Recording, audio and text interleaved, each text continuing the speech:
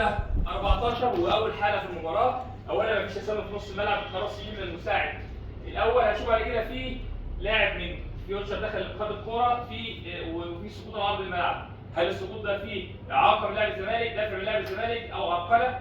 هنشوف اللقطه من هنا. في ايد في ظهر لاعب نادي فيوتشر، هذا دافع حصل من الايد الشمال السيسي لاعب نادي الزمالك في ظهر لاعب نادي فيوتشر.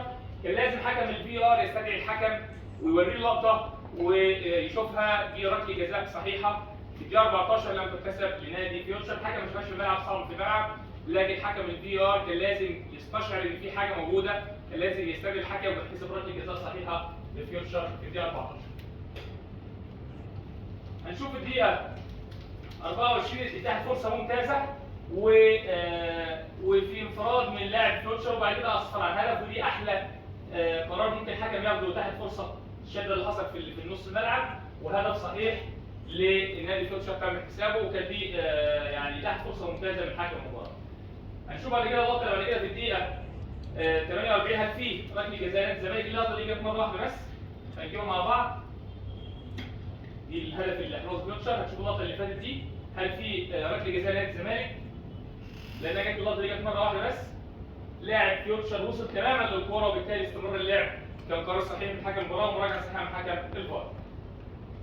اعتراض من كابتن مدحت عبد الهادي المدرب نادي الزمالك وانذار مستحق للاعتراض، وكلام مميز من الصباحي حكم المباراه.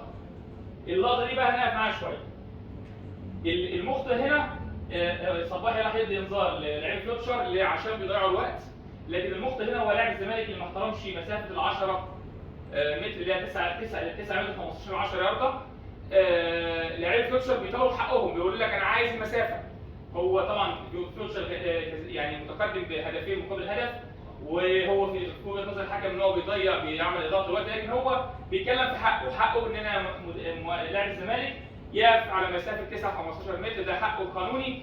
الحكم طبعا رجاه ادى انذار على اللاعب فيوتشر. اختلف مع محمد صباحي، كان لازم الانذار للاعب الزمالك اللي هو داخل مسافه 9 متر 15 سم ل 10 يارده. هنتكلم في الهدف اللي تم احرازه، الهدف الثاني لنادي الزمالك. جنش بعد كده اعترضوا ولاعيبه فيوتشر اعترضوا، مفيش اي اعاقه، مفيش اي تلامس، مفيش اي خطا على لاعبي الزمالك في اللعبه دي.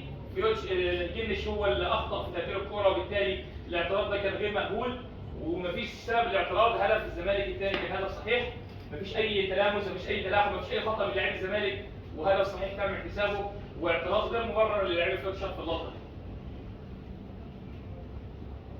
الراجل الحرة مباشرة تم احتسابها في الدقيقة 53. مهمة ليه اللقطة دي؟ عشان من هنا تم إحراز هدف.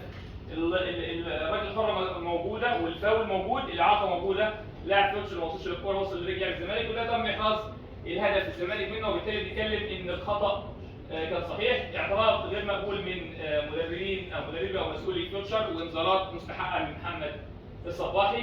الخطأ كان موجود والفاول كان موجود، وفي الاخر بنتكلم ان الهدف تم احرازه من خطا صحيح تم احتسابه في ارض الملعب. هنشوف اللقطه بعد كده بنتكلم على تهور من لاعب نادي فيوتشر والانذار مستحق من حكم المباراه. التهور بطول التهور المنظر ده انذار مستحق للاعب فيوتشر محمد فاروق. دخول بالمنظر ده ما عندوش فرصه على الكوره، وبالتالي دخول بتهور وانذار مستحق. نفس الكلام لاعب الزمالك، نفس المعيار واحد في الدقيقه 81 دخول بتهور من لاعب الزمالك وانذار مستحق من الصباحي. دي هجمه واعده الدخول بالمنظر ده من لاعب الزمالك والانذار طلع برضه، وبرضه نفس المعيار ماشي بيه الصباحي على الزمالك وعلى فيوتشر، معيار صحيح. طبعا في هجمه واعده وفي مساحه فلازم انذار مستحق.